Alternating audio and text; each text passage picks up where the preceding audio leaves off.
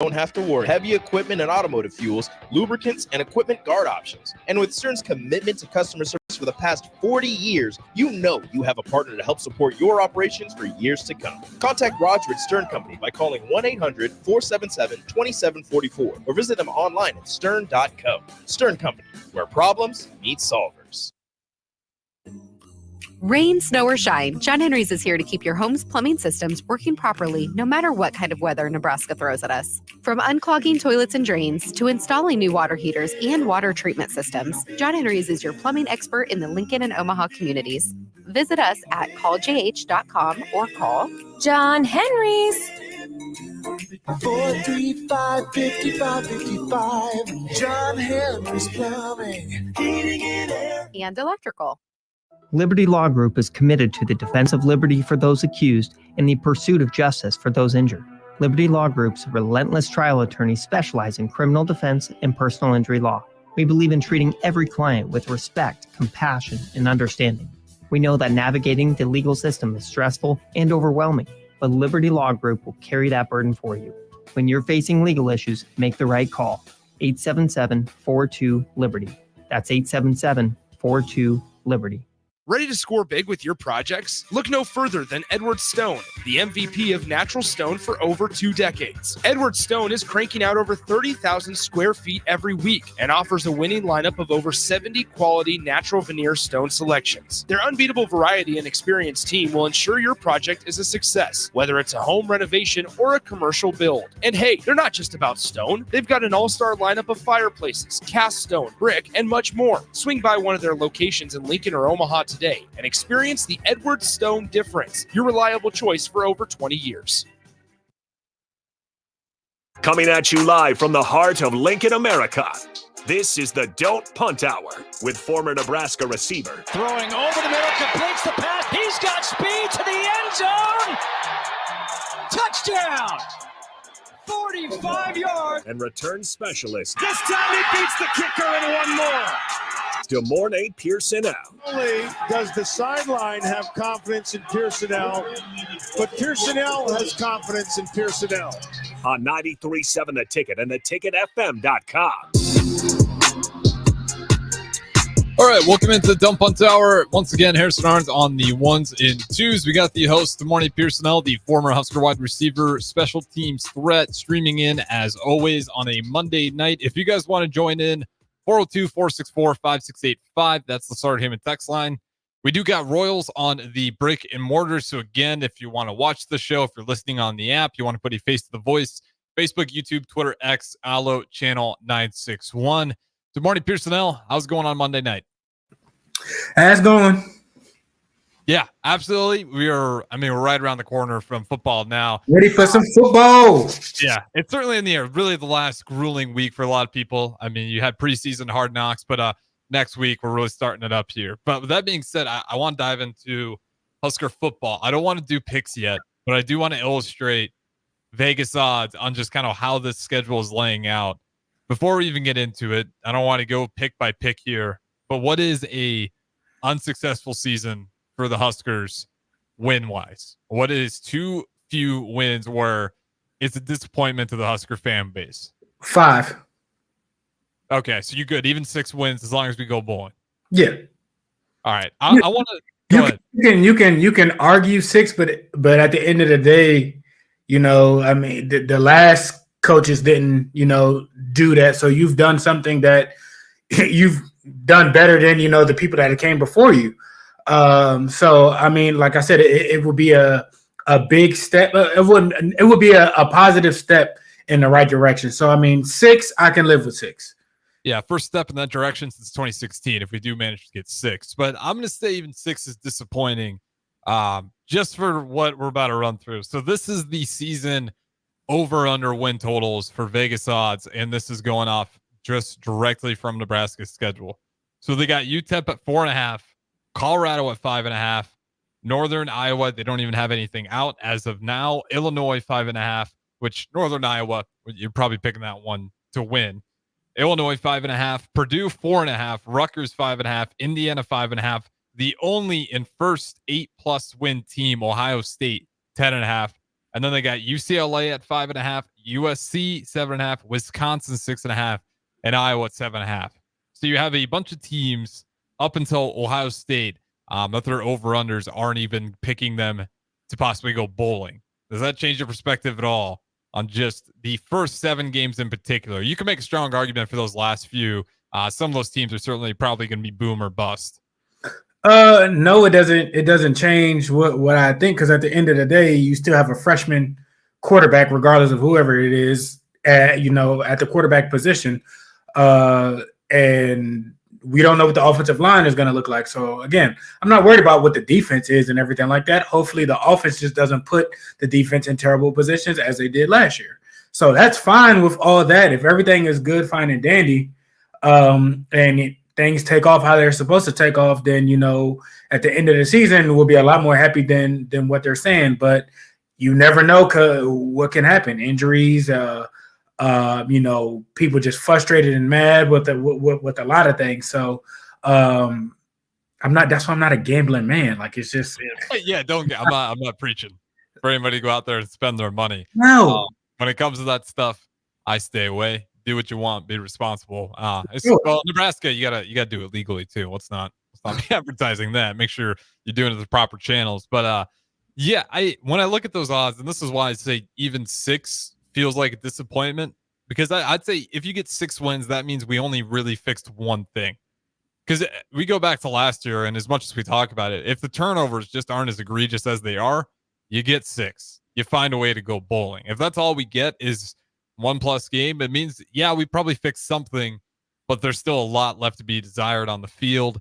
And a lot of it now, if there's injuries, kind of like it was last year, where I'm not going to just completely go off on Satterfield, because I think he really did have a limited playbook. Having a quarterback in Harburg who's learning on the job, really wanting to take off anytime he gets the chance, because he just wasn't comfortable back there. An offensive line that was starting to come into its own, but still average probably at best is something you'd put him.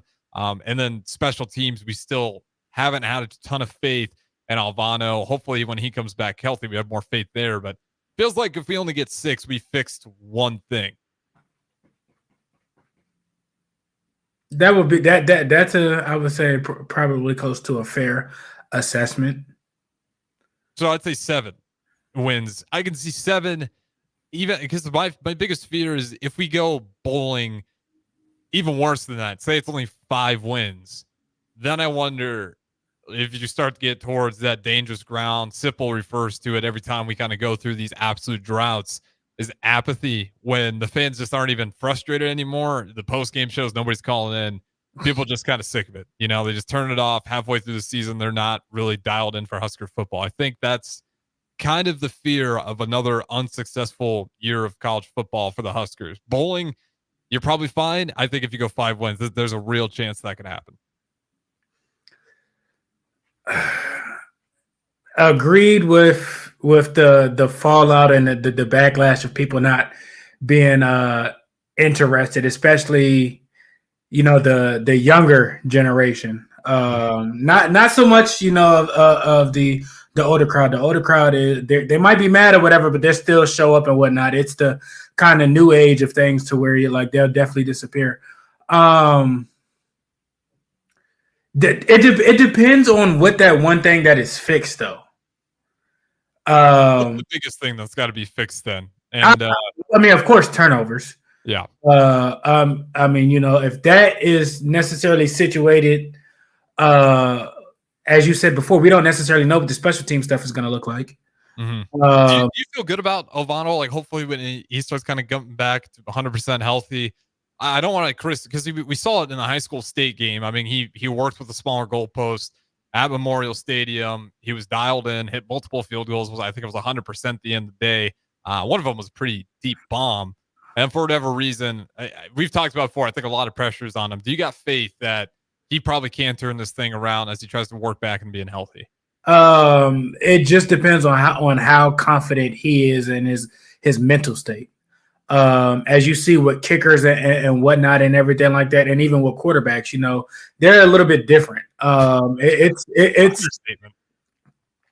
It's more of I would say, a mental game and understanding, the high stakes of stuff. So if he's coming back in a good mentally headspace and everything like that, no problems. Like he said, he's experienced it before. Now we're just kind of, all right, getting back in rhythm. If he's shaky and whatnot, or starts making excuses or anything like that, I would be nervous. But they've brought in people for that reason, so that doesn't necessarily help the cause or push me towards is like, yeah, like I'm cool with that, or I'm cool with him and everything like that. That's just one of those things that, we have to kind of see. The more I see that he is consistent and comfortable with stuff, and you can kind of see his style of play kind of come out through his play, I will be a lot better. But I'm not just going to say, oh yeah, this and that, like no, because it's a mental game for them. So you kind of got to see him work through it before you say, oh, that's fixed or whatnot or anything. Yeah, and from the text line here from Crowbait, get where you're coming from, clean it up a little bit. I actually don't have to. Sick of the preseason predictions. Doesn't mean anything until the season starts. And that's kind of what I mean. It's preseason predictions. Don't worry, we're not going to dial in, go game for game here. Probably not until the very last day, until we turn around to college football. But I think that's kind of where a lot of the Nebraska fan base is at. Even a lot of the offseason stuff, people just aren't as into it as much as they used to be. They're excited. They follow the recruits. They kind of follow the big ones. Obviously, David Sanders was obviously so, especially with the left tackle news. You figure that's a guy we could dial on in the future to kind of fill that role in development. But you get to that point where nobody even cares all the great things that are happening in the offseason because they just feel burned over and over. And that just kind of obviously trails. It's kind of, it's the definition of insanity. Yeah. It's been the same thing every year. Oh, the hype. And then we get there and it's like, come on. So I think once we see actually, in games and live and whatnot, that fire definitely will be ignited, but it's kind of like, put up or shut up. It's like, yeah, we hear you and everything like that, but we've seen this story before and whatnot. So I think people are just kind of waiting at the fence to all right, we'll see within, these first 4 or 5 games. If things start rolling out and, things catch on fire and it's like, oh, okay, this is what, we've been wanting for a minute and whatnot. I mean, it doesn't matter what was in the past and everything like that. Everybody's going to be on now. Well, y'all suck for the last couple years. Yeah, but you're not beating us now. So now what? So it's kind of one of those things that's like, you hate to see it. You hate to hear it and everything like that because you get your hopes up so high. And then yet, the rug gets pulled from under you. So I think people are just kind of being patient to actually want to see, the tree bear fruit before they can actually, actually pay attention to a whole lot of stuff, which is, it is understandable. I'm like, it's annoying. It's tiring because like I said, for the past 5-6 years, you've heard the same thing. You've seen the same thing. And it's kind of, the last 4 games, it's like you piss down your leg and it's annoying.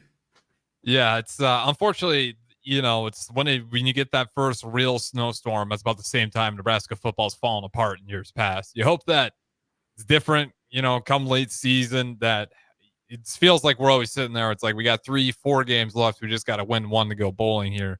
Hopefully this year you kind of figure out, put yourself in a good position before you get to that final stretch. You say even 6 games is disappointing when earlier this year, or like last year, was just like, oh, well, it was just 1. So it's like, why is necessarily 6 so not that it's so satisfying, but why is that still a failure in your eyes? I think depending on what it looks like, I think wide receiver talent were there. It'll be interesting. Now I will say if the offensive line comes out and that left tackle, if we just feels weak on that left side in particular, still how they're going to rotate guys in there. We'll see if Gunner's, able to kind of fill and plug that role. We talked before, he fits the size, but it just feels like there's not a ton of question marks outside. Obviously, you got a freshman QB. There's going to be nerves around that, but if he's everything you want him to be, you feel good. And Harburg, even though it's not probably the first pick at quarterback, we're curious to see what Kalen looks like. I just don't know if there's really a ton of weak spots outside of the defense. You feel pretty good there. Maybe you can nitpick on the corners and depth. They feel pretty good up front, but depth maybe they're lacking. Mm-hmm. It just feels like offense. I mean, what are you really worried about outside of the freshman QB, which is valid, and maybe an offensive line that struggles. I like the running back room. I like the wide receiver room. Our schedule lines up to where I think we should have a good shot to make a good run early. Mm-hmm. And when I watch all these other programs like Northwestern, flip a season around and find not just 6 games, 7 games, you watch all these other programs flip on a dime. Just feels like I don't want to hold Nebraska to a lesser standard because they're just Nebraska of the past. I'd rather go trust with Rule and not put all the baggage of the Riley era and the Frost era on top with him, assuming year 2 is going to be kind of the same. Now, I mean, and if you want to go that route, that's a rational fan. I'm not going to hate on people not wanting to drink the Kool-Aid, but that's at least where my mind's at. I mean, the things with the offensive line, there's ways to kind of protect that. You can keep your running back in to chip and just make sure, like, hey, if anything comes outside, help the left tackle. You can be in max protection where your tight end is in to kind of help the left tackle and whatnot. So there's ways to kind of get up above that. I think necessarily for it to be unsuccessful or to look crazy to where things don't necessarily progress on the offensive side, if you still have all of these players or all of these athletes at various positions, but yet you don't find a way to get them to change the game or get them involved. And like I said, hopefully with the offensive line, you've gone out, you've got people in the transfer portal and whatnot to come in and kind of beef up things. Older guys, different conference guys to kind of get in there and mix things up. So, like I said, I think the success of the quarterback goes off of the offensive line. We've seen numerous of quarterbacks be talented and whatnot, and yet we can't protect them, and yet they end up playing with messed up shoulders, a broken jaw, and various other injuries and whatnot. So I don't, like I said, it goes back to exactly what would be the reason of some of these lost games. If it's a bad decision or, just a mistake at the wrong time by a young quarterback, you can kind of, I'm not saying you can accept it, but it's like, all right, like it is what it is. But if it's terrible play calling, terrible clock management on the offensive side of stuff or the offensive line, you still haven't figured out how to at least establish a dominant line and everything like that. I think that will be more so of a bad year, more to say. Like I said, you still have a young guy in there that's going to understand what it is to be at this level. And we've had numerous of guys stepping in at that as a freshman at the quarterback role that kind of, set the bar high. Mm-hmm. But I mean, I'm not so much worried about the quarterback. With me, it's more so the offensive line, because if you have a good offensive line that can establish the run, that can keep you on pace, it just average 4 to 5 yards. Every time, we hand the ball off or whatnot, that will give you, the time to kind of for the drop back and allow, intermediate to deep passes to develop and whatnot. So if that doesn't happen and whatnot, and then we kind of get one-dimensional as we seen last year, then I feel like that would be more so of a negative take on things. Yeah, the offensive line is probably the biggest fear for me offensively too, especially with the freshman QB, because like you said, not only it's going to be tough for Alphys to get the deep ball, intermediate throws in there. When you got a young guy like that too, and if your offensive line just isn't up to par when it comes to pass pro, those quarterbacks have to be elite and quick decision makers. Now, it's possible. You can look at Shedeur Sanders last year, and I get it. The team didn't win a lot. You can look at the defense more for that reason. The offense, they still had plenty of playmakers. Shedeur was quick with the ball. When that pressure came, he figured out how to just be decisive and go through his reads quickly. Dylan Raiola, if that offensive line isn't up to par, he's going to have a lot of pressure to quickly go through his reads, not only pre-snap, figure out what he wants, and then as that ball snaps. I mean, he's got the ability to run out of the pressure and make some throws on the run. But again, you hope he doesn't have to do that consistently, because now in Nebraska too, that's probably going to add up to some holding penalties if we just got a guy scrambling back there. I think the one thing that people kind of skip over a little bit, obviously, they know who his dad is. Yeah. But for your dad to be who he was at Nebraska, a 14 or 15-year pro center, you think he's not going to understand fronts, blitzes, and everything like that? Or like you think his dad has not got him to the point to understand that better, more so than probably a lot of people? So the benefit of that, I think, of him and his upbringing with just identifying stuff to at least help out the offensive line or correct him and put him in the right position to where at least, to give him, a couple more seconds or to give him, certain things to where he can, escape the pocket or make plays or extend plays and whatnot. So hopefully, those tangible things kind of come into play with things, and it's not such a he's getting it and he has under 2 seconds to really make something up. So that I think will also play into where, like I said, if it's a successful year, because if he's not panicking, if he's not rushing, or if he's allowed to understand it, just to be in the pocket to kind of get to where he wants to go at with things and whatnot, he'll be a lot more relaxed, and the offense, will move more effectively and efficiently. So like I said, if he's not being rushed, it's a lot better. If he is kind of panicking and everything like that, I'm a lot nervous. So I think, those first four or five games will kind of give you an idea of exactly, what's up. By that first Big Ten team, after that first, Big Ten opponent, you should be able to okay, the line is fine or situated, they're decent or whatnot. But like I said, it starts with him, because if he's running around panicking and running for his life and whatnot, I'm nervous about the whole season. Yeah, well, rightfully so. If you got a quarterback that feels like he's unsure, I will say, not my biggest fear. Everywhere he's been at, it feels like he's been able to pick up the playbook really quickly. We mentioned all the people he's worked out with in the past, especially being around that Lions organization. Certainly has the acumen, IQ-wise. It's just how fast can he put it all together at the D1 level. How important is it to have that A1 receiver, and who's that guy going to be? We kind of talked about a little bit on one-on-one with Barry Thompson, but out of Nebraska's wide receiving core, who's going to be that guy, that go-to guy that, more often than not, for a bailout, Dylan Raiola is going to have him open? I shouldn't say bailout, probably targeted more than just being the bailout. I would say if everything goes how it should and it's an evenly balanced offense, I would say Jalen Lloyd, because he's going to be in the slot. Automatically, typically, you're probably going to have a base defense, which, that's a linebacker kind of collision in him, or you got a safety off at 7 to 10 yards. If you're talking about quick throws and in the seam routes and whatnot, it's a honey hole right then and there. Of course, you're going to have teams, that put nickel in there or dime, maybe that'll have a nickel out there, kind of, around 5 yards to press.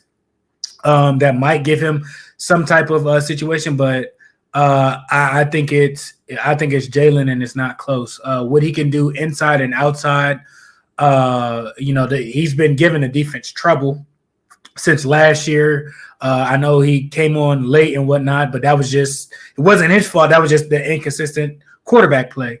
So I think he's going to be a big part of the offense, especially in the slot. Because like I said, a lot of the times you're going to have maybe a linebacker over you or a safety, and him versus a safety, that's not fair at all. Yeah, as we've seen already, he's got the speed to kind of blow by anyone. I'll throw the guy they gave, Jamal Banks. Now, obviously, a guy from the DMV area, as they were talking about, but what he did at Wake Forest without, I don't think he had any drops at all. I was trying to find it. I think 0 drops, but nonetheless, 59 receptions for 653 yards, 4 touchdowns on top of it. Really led the ACC. Just probably. Is he playing inside or outside? I'd imagine he's going to be outside. So your starting wide receiver core will probably be him at Z, Lloyd at slot, and who at the X? Do you go with, this is where it gets fun. Do you go Isaiah Nayor? Do you go with the other transfer? They're both kind of bigger transfers than both of those guys. I mean, you still got Malachi there. Yep. I know he's coming off an injury, so I think he'll be in the mix. I'm sure, but like I said, the injury. I think Washington is still here, if I'm not mistaken, right? Washington. Yeah, because he got hurt. He should be back. We should have Washington. He played Z. So I mean, you don't know what you got there. It's going to be interesting. I mean, and then with Carter being out there. No, I don't think we do. I'm pretty sure Washington's out. Okay. I want to make sure. Even they've said that they want Carter to be a receiver. He will probably be an X. That spot makes things a lot interesting just to actually see who it is. I don't know, and I don't have a clue who would be that that X position, honestly. It'd be fun to see what IGC looks like.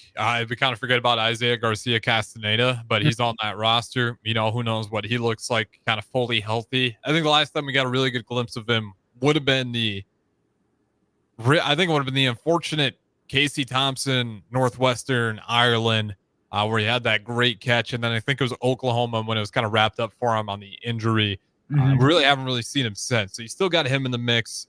But yeah, I mean, it's just going to be a good feeling for once, because last year, certainly with the injuries, didn't feel like we had a strong go-to guy. Even if, Harburg figured out the passing game, there wasn't guys open more often than not. We're just really struggling. And again, throwing guys in there untimely due to injuries. One more thing before we wrap up, and I'll tease this because I want to talk about it on the other side, the tight end position. How important that is for Nebraska football. And if this feels like it could be one of those breakout years for the tight ends, Noah Satterfield in places prior usually likes to have one, if not 2 tight ends in there at the time. Usually calls double tight quite a bit. So interesting. Obviously, we got Borkshire, Fedoni, still got Fedoni in the mix. If he can have one of those breakout years, certainly got some targets last year. But again, with the quarterback play, inconsistent at best. So with that being said, we'll throw out the break. We'll talk about the tight end position on the other side. Don't Punt Hour with the morning Pierson-El. Don't go anywhere. Stevens & Smith Construction is a full-service, employee-owned concrete company that specializes in residential and commercial foundations and flat work. They've been a leader in the concrete industry since 1971, with nearly 250 employees combining for more than 2,000 years of service. With locations in Lincoln, Omaha, and Kansas City, they're united in quality, integrity, and professionalism to create excellence in construction. Learn more today at stevensandsmith.com. Announcing Acres' end of summer sales event. Acres has dropped its prices on select late model John Deere tractors, combines, and corn heads. Act now and upgrade your equipment before harvest season. Trade in your old equipment today and get unbelievable discounts that could save you over $100,000. With great financing options and our A-plus support, there's no better time to buy. Visit your local Acres store or see the huge savings at acres.com. That's AKRS.com to see the best prices in the nation. Ticket listeners know a dream team when they see one. At Applied Connective, we've been in the game for 20 years and have developed a team of world-class leaders in all things IT. From cybersecurity and Microsoft products to physical security, audio-video, infrastructure, business phone systems, and anything in between. Head to our website to check out real reviews and testimonials and sign up for a free tech consultation right now at appliedconnective.com. This is former Husker and NFL linebacker Jay Foreman. For years, I've suffered from degenerative problems in both of my ankles, but thanks to a thorough and thought-out plan provided by Advanced Medical Imaging, I was able to get my life back with the least amount of pain as possible. While working through multiple options, the team of physicians at Advanced Medical Imaging were there to answer any questions I had. If you're experiencing any pain at all and want to get your life back, go to amimaging.com or give them a call at 402-484-6677. Advanced Medical Imaging, located at 7601 Pioneers Boulevard. Big box stores are tempting for buying equipment for your high schooler in sports or for yourself in your sports leisures. But buying new is awfully expensive. Why not go somewhere with new and used options? Play It Again Sports is quality, slightly to gently used equipment, and 50% of their inventory is actually new equipment. And it's more than baseball, softball, and golf. They also have equipment for disc golf, fitness, hockey, and more. Plus, they're always buying products. Bring your gear you're done with and get trade money on the spot. Play It Again Sports at 48th and Vine. Ready to add a dash of Southern flavor to your week? At Wings and Rings, their brand new Southern fried wings have arrived for a limited time. Indulge in the irresistible goodness of large, traditional bone-in wings coated in a crispy beer batter and fried to perfection. Try them with hot honey or any other sauces. And for those busy summer days coming up, look no further than their Southern Fried Wings Family Bundle. Wings and Rings, 2 Lincoln locations on O Street or Village Lane.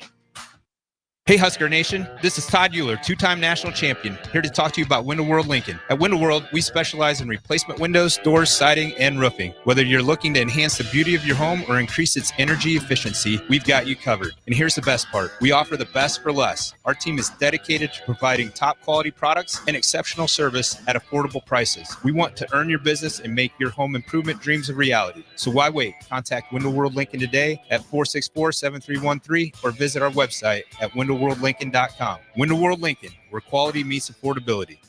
As a proud member of the Roofing and Solar Reform Alliance, Coalition Restoration stands out by providing thorough property assessments, personalized customer service, and top-notch craftsmanship. With years of experience in the industry, Coalition Restoration has built a notable reputation for having a team filled with skilled professionals and possessing the expertise to handle any roofing project, big or small. Visit their website today for a free roof assessment at www.coalitionrestoration.com or give them a call at 402-607-8186. Your business runs like a well-oiled machine. It's important that your actual machines do too. Stern is here to make sure you don't have to worry about that. They provide solutions for heavy equipment and automotive fuels, lubricants, and equipment guard options. And with Stern's commitment to customer service for the past 40 years, you know you have a partner to help support your operations for years to come. Contact Roger at Stern Company by calling 1-800-477-2744 or visit them online at stern.co. Stern Company, where problems meet solvers. Rain, snow, or shine, John Henry's is here to keep your home's plumbing systems working properly no matter what kind of weather Nebraska throws at us. From unclogging toilets and drains to installing new water heaters and water treatment systems, John Henry's is your plumbing expert in the Lincoln and Omaha communities. Visit us at calljh.com or call John Henry's. 435-5555. John Henry's Plumbing, Heating and Air. And electrical. Liberty Law Group is committed to the defense of liberty for those accused and the pursuit of justice for those injured. Liberty Law Group's relentless trial attorneys specialize in criminal defense and personal injury law. We believe in treating every client with respect, compassion, and understanding. We know that navigating the legal system is stressful and overwhelming, but Liberty Law Group will carry that burden for you. When you're facing legal issues, make the right call. 877-42-LIBERTY. That's 877-42-LIBERTY. Ready to score big with your projects? Look no further than Edward Stone, the MVP of natural stone for over 2 decades. Edward Stone is cranking out over 30,000 square feet every week and offers a winning lineup of over 70 quality natural veneer stone selections. Their unbeatable variety and experienced team will ensure your project is a success, whether it's a home renovation or a commercial build. And hey, they're not just about stone. They've got an all-star lineup of fireplaces, cast stone, brick, and much more. Swing by one of their locations in Lincoln or Omaha today and experience the Edward Stone difference, your reliable choice for over 20 years.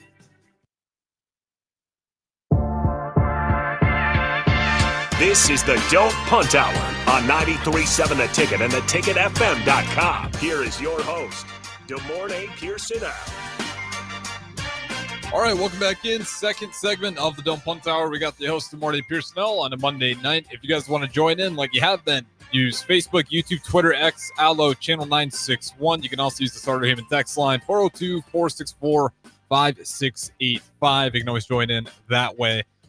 On the other side, we were talking Husker football, in particular on the offensive side of the ball. Let's talk about the tight ends. We haven't talked about them really too much yet up until this point of the season. Obviously, you're looking at Fedoni and then probably Barkshire at that tight end 2 spot. What are you thinking about these tight ends, especially in a Satterfield offense, now that you maybe have a guy in Dylan Raiola that can more effectively get the ball to those guys consistently? I think it's going to open up the offense a lot. I mean, Fedoni is a mismatch. If he's attached or detached from the line, I mean, he's a freak of nature. So getting him the ball in spaces and kind of letting him do what got him to be the number 1 tight end in the nation coming out of high school, finally to kind of expose and kind of get that. I think that's, probably, within your top 5 things to do on offense. Get him involved early and often, especially, you got speedsters on the outside to clear things out. I mean, him against, a slower linebacker or whatnot. I mean, it's nothing but huge, gains or whatnot. You can line him up. You can line him up on the opposite side, clear things out, have him, coming over high crosses and whatnot in the middle of the field, which will probably be, a lot easier for the quarterback to kind of hit and kind of get things going on. I definitely think the tight end position will probably be a safety blanket, for the quarterback, just because it's so close to the line. If he got to, extend plays and whatnot, he'll probably look to a bigger target that should be, anywhere from 12 yards to 5. Getting the balls to those guys and letting those guys run. So I think, I'm expecting big things out of the tight end room, honestly. So you're definitely expecting an uptick in Satterfield's play calling for those tight ends to get them involved. For sure. Yeah, I think so too. Just based on everywhere he's been, especially when he's got a couple of tight ends. He likes to have those sets with one tight end in there at the very least. And he's been pretty effective in trying to figure out ways to get him the ball. It's a matchup nightmare. Like I said, I mean, if you catch them in, 12 personnel, which that's 2 tight ends on the field, you take, usually your slot receiver off the field. And, you put those in a set against, a base defense, that's a linebacker and if you catch a bad matchup to where a linebacker can't run or, a linebacker's stiff or whatnot, Fedoni is built like a receiver. So, that's football is about finding, matchups, finding the fish. And whoever is on Fedoni, and if he's too small, that could be a concern. Find the fish. So, definitely that's, like I said, that's an easy target. Fedoni is big, he's athletic.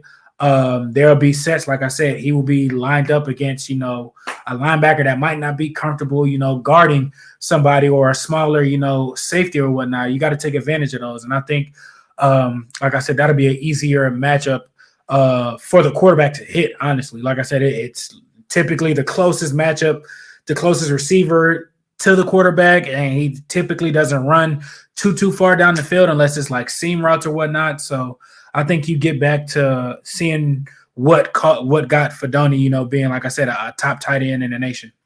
Yeah, it's the hope is we get to see him fully unlocked. Obviously, all the injuries in the past, and then this year you finally got him healthy, and then we just really don't have a quarterback to get them the ball consistently, even Borkshire for that matter.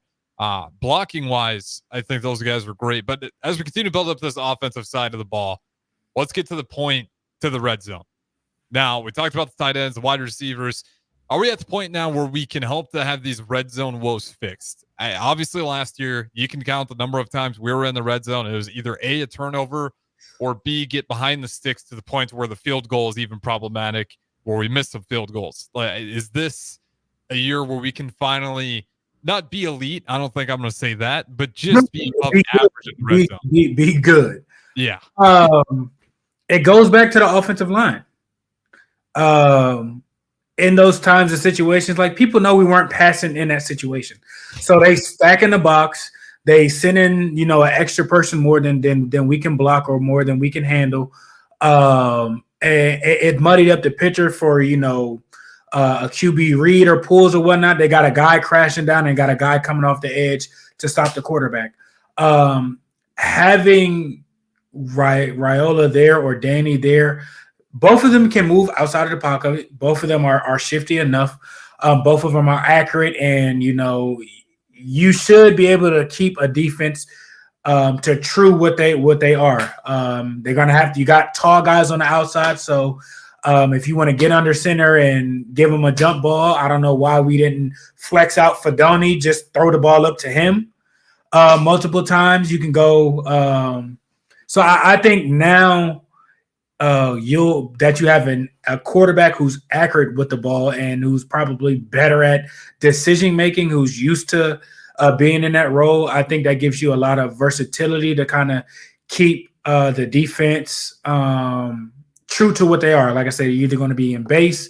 If you're going to blitz, they got options to kind of quick hits. If it's screens, if it's the tight end leaking out, if it's jump balls and whatnot. But the offensive line has to be somewhat established in itself. That's not going to happen if the offensive line is getting blown off 2 yards into the quarterback's lap. All that's going to do is just, send blitz. If they're not picking up right, if they're not picking up the right stunts, if they're not picking up, the right people that are coming on these blitzes and whatnot, we're going to be in trouble. We're going to find ourselves in the same position. So, but if the offensive line is dominant and pushing and getting 2 yards at least, now do they want to stop the run or do they want to stop, maybe some of the other stuff? So I think we should see a lot better stuff regardless of either or. Because even if they do blitz and whatnot, you got checks, you got quick throws that, you're getting guys in space and, having them catch and run over somebody for a touchdown. So we should see, I would say, a significant jump just because the versatility of the guy that you have at quarterback. He can run it, he can throw it, he can change his different arm angles to get it to guys in space and whatnot. So, I mean, they're going to have to respect that regardless. Yeah, and to your point, as much as this one kills me, listen to Jay Foreman talk about this on Sunday.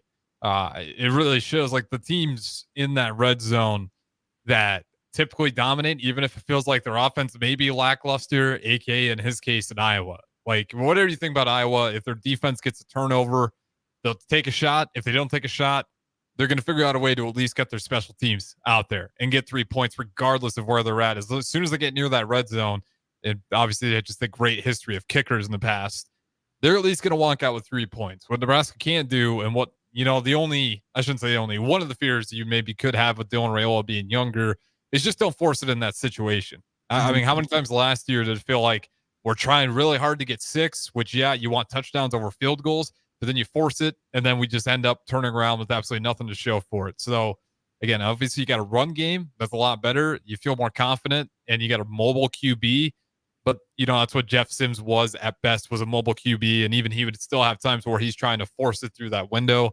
I think we just clean that up.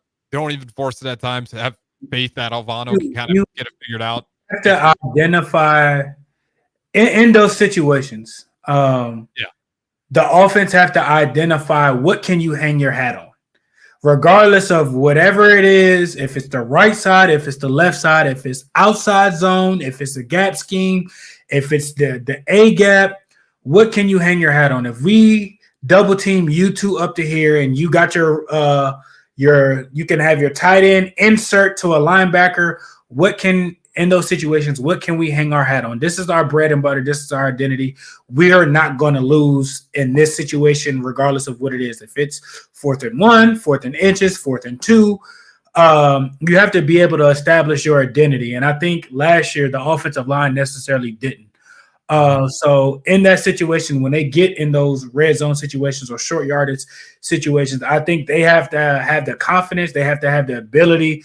Regardless, we're going to get this first down. Even if it's a QB sneak, how big Dylan is, you can QB sneak that, or, you can hand it off to one of 3 backs. They can get, that or whatnot. But your offensive line has to have the ability is like, we're not going to let them stop what we do. And they have to find what their bread and butter is on those type of situations. Yeah, and with that said, we got to go ahead and throw it to our final break here. So don't go anywhere. Don't Punt Hour. We got the host of the morning, Pierson-El. On the next hour, we'll have Chancellor Brewington. What's Brewing Chancellor Brewington? As always, come 8 o'clock here on Tick Weeknight. So don't go anywhere. We'll keep it rolling. Talk to you guys in just a little bit. Stevens & Smith Construction is a full-service, employee-owned concrete company that specializes in residential and commercial foundations and flat work. They've been a leader in the concrete industry since 1971, with nearly 250 employees combining for more than 2,000 years of service. With locations in Lincoln, Omaha, and Kansas City, they're united in quality, integrity, and professionalism to create excellence in construction. Learn more today at stevensandsmith.com.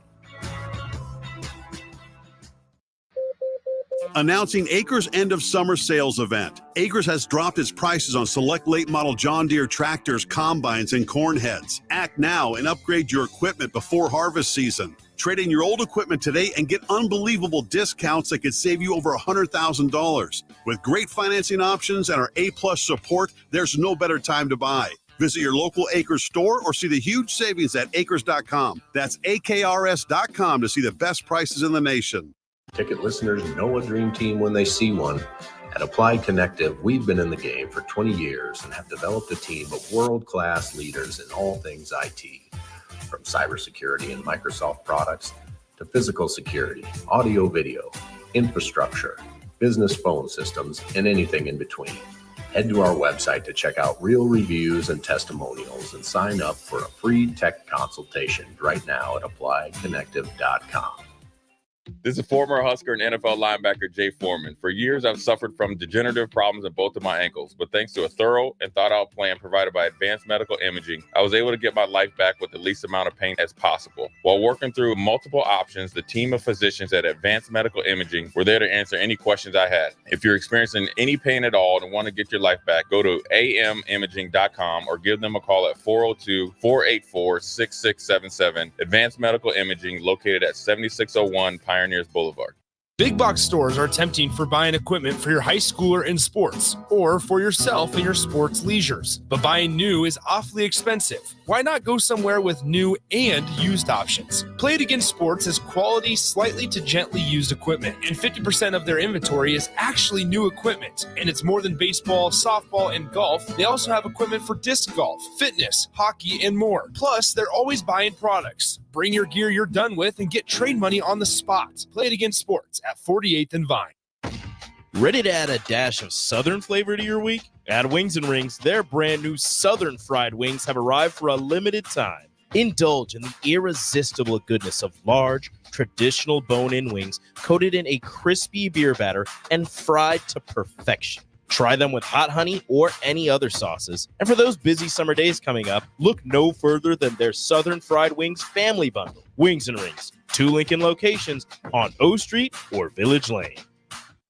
Hey Husker Nation, this is Todd Euler, 2-time national champion, here to talk to you about Window World Lincoln. At Window World, we specialize in replacement windows, doors, siding, and roofing. Whether you're looking to enhance the beauty of your home or increase its energy efficiency, we've got you covered. And here's the best part. We offer the best for less. Our team is dedicated to providing top quality products and exceptional service at affordable prices. We want to earn your business and make your home improvement dreams a reality. So why wait? Contact Window World Lincoln today at 464-7313 or visit our website at windowworldlincoln.com.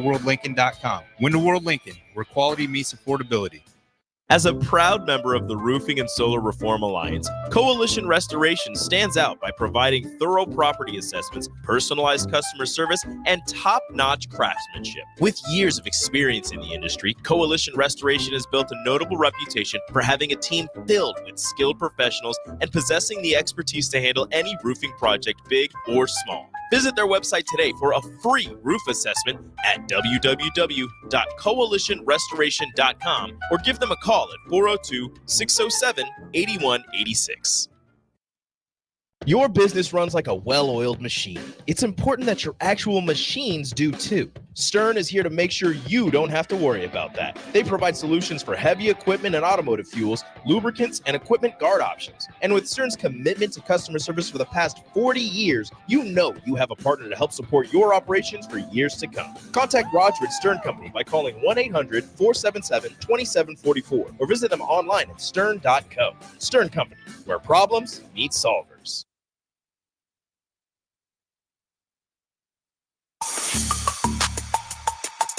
This is the Don't Punt Hour on 93.7 The Ticket and theticketfm.com. Here is your host, DeMornay Pierson-El. All right, wrapping things up. Last segment, Don't Punt Hour. We got the host, DeMornay Pierson-El, streaming in. And if you guys want to join in, you can continue to do so through the streams. To wrap things up, we got a little bit of time here. Let's talk about the game that already has the most excitement around it out of all of them, what is argued to be a predicted top 10 most watched college football game of the upcoming season. Why not add a little bit of more drama to it, as we're going to talk about? But that is Colorado, Nebraska. That is a night game, second game for the Huskers. Colt McCoy is going to make his debut as well. He is partnering up with NBC Saturday. That is Saturday, September 7th. He will be in Lincoln working for NBC, doing commentary on the game. They know what they're doing. I'll say that much. That's a hell of a game to debut in. Hopefully, Ndamukong Suh's free that week as well, and then you can hop in our media service. Hopefully, he might have a flashback or pass out, or he might run out of the stadium if Sue is in there. Regardless, yeah, that's savviness. But I mean, that's going to be an early game. It's going to be a lot of attention around Colorado. It's a lot of attention around us, regardless, from Urban Meyer shouting you out. Austin just gave some praise. So it's going to be one of those games. It's a night game. It's going to be big time TV. Atmosphere is going to be crazy, but they could have left him out. That people. I hope he hears stuff left and right. I hope they go off on him. Period. I think they will. I think this is why. This is I obviously, as a fan, I don't like it, but as a media, I absolutely know why it's going to happen. I mean, there's going to be so much drama heading into this day, especially now that, once again, you call it good or not, there's a lot of people kind of preseason crowning Nebraska that we are definitely heading in the right direction. Watch out for these guys. 7.5, easy, take the over. I'm not saying that, but that's certainly what you're kind of hearing out there as more and more people are buying into Nebraska. It does put the target on your back. And certainly if you're Colorado, you're seeing Nebraska get 16, sometimes 20, depending on which voting poll you're looking at, to be a top 25 team, and Colorado on the back burner of those. And the two schools not like each other already. Colt McCoy's going to be there. There's just going to be so much into this game. Where do you think this falls? Out of the top 10 college football games, most watch, I see a lot of people putting in the top 10. Do you think it is going to be a top 10 most watched college football game? And where are you going to put it? Of the year? Of the year. I think it belongs. I'm not going to go top 5, though.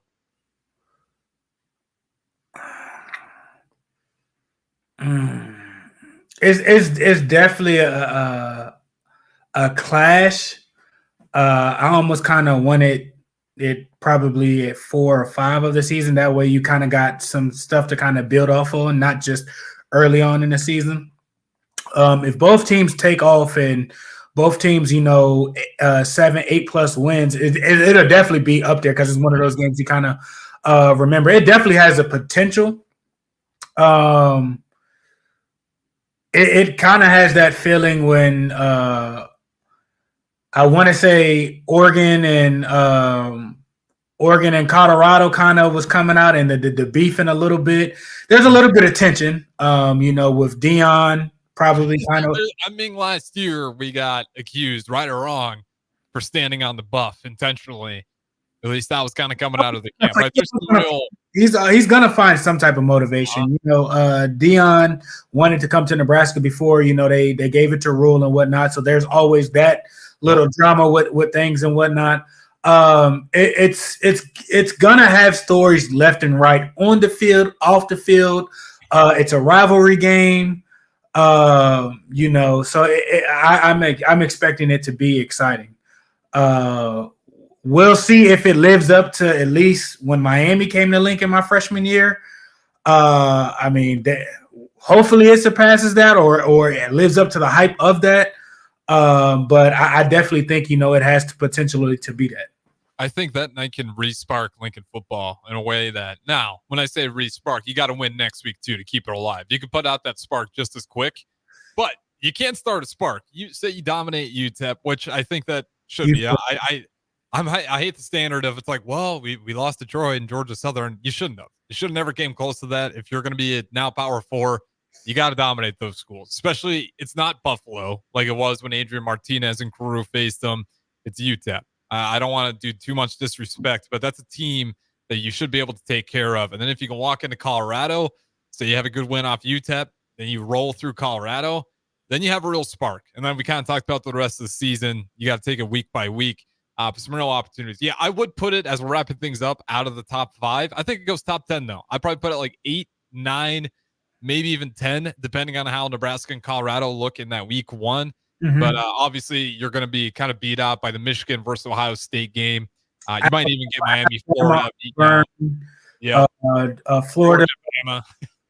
So I mean, there's some good matchups that are coming. I think Texas has a few good SEC games and whatnot with them Texas plays Georgia. I know. I mean, that one. That's a good one. So it just depends. Like like I said, it has the potential to live up to things. But it also depends on, like I said, how those teams still continue after the season. Like I said, I wish it had been like 3, 4, or 5. That way you got a little bit of momentum and you can kind of draw things in a little bit more. But I mean, like I said, it's still going to be a fun game. I'm going to be on the sideline. I can't wait. Yeah, and both teams should be 1-0, right? Unless Colorado finds a way to lose to North Dakota State and we find a way to lose to UTEP. Should have undefeated seasons playing those non-con games. Should have a lot of excitement. But that's going to wrap it up. Talked a lot of Husker football, but it is right around the corner. We'll continue to talk NFL as we get more time for it. Still going through preseason. I will say Caleb Williams, though, looks pretty good. Not even throwing on the run, throwing in stride. Full sprint on the run. We'll talk about it another week. We're wrapping things up here. Shout out to Morning Pierson. He had a good week. I'll live with that. I'll live with a good week for now. We'll see what happens down the road. Appreciate it, DeMornay. We'll talk to you again tomorrow. See you.